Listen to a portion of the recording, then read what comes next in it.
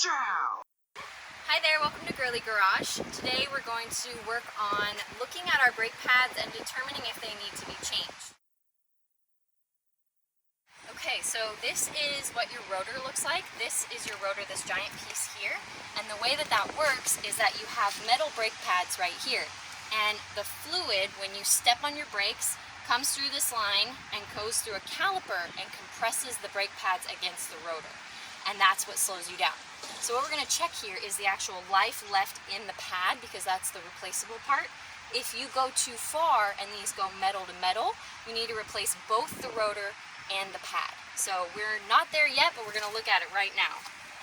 So if you can see in here, you can see just a tiny bit of life that's left on this pad. Not all brake pads are made the same. They're actually made out of different materials.